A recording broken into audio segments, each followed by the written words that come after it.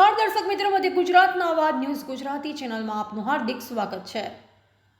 છોટાઉદેપુર ખાતે જિલ્લા કક્ષા સૂર્ય નમસ્કાર સ્પર્ધા 2023 યોજાઈ।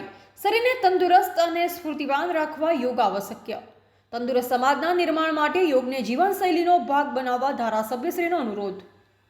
ગુજરાત સરકારના રમતગમત યુવા અને સાંસ્કૃતિક વિભાગ સંલગ્ન ગુજરાત રાજ્ય યોગ બોર્ડ સંચાલિત તેમજ જિલ્લા યુવા અને સાંસ્કૃતિક પ્રવૃત્તિઓની કચેરી છોટાઉદેપુર દ્વારા પોલીસ પરેડ ગ્રાઉન્ડ ખુટાલિયા ખાતે જિલ્લા કક્ષાની સૂર્ય નમસ્કાર સ્પર્ધા 2023નું આયોજન કરાયું હતું।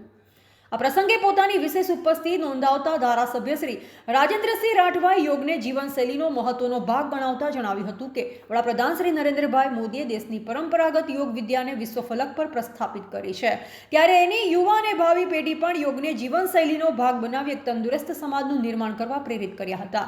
ધારાસભ્યશ્રીએ વધુમાં ઉમેર્યું કે યોગ વિદ્યાને શૈક્ષણિક સાથે જોડવામાં આવ્યું છે, ત્યારે તંદુરસ્ત અને સ્ફૂર્તિવાન રાખવા માટે દૈનિક ધોરણે યોગ કરવા જણાવ્યું। જિલ્લાના યોગ સ્પર્ધકો વધુમાં વધુ આવી સ્પર્ધાઓમાં ભાગ લઈ જિલ્લાને યોગ ક્ષેત્રે નામના અપાવે તેવી શુભેચ્છા પાઠવી। આ પ્રસંગે શ્રી કરશનભાઈ રાઠવા દ્વારા યોગ નિર્દેશન કરવામાં આવ્યું। આ કાર્યક્રમમાં તાલુકા પંચાયત પ્રમુખ શ્રી, જિલ્લા યોગ બોર્ડના કોચ અને કોર્ડિનેટર, શાળાના વિદ્યાર્થીઓ તથા ટ્રેનરો, તાલુકા કક્ષાના વિજેતાઓ સહિત જિલ્લા યુવા વિકાસ અધિકારીની કચેરીના કર્મચારીઓ ઉપસ્થિત રહ્યા હતા।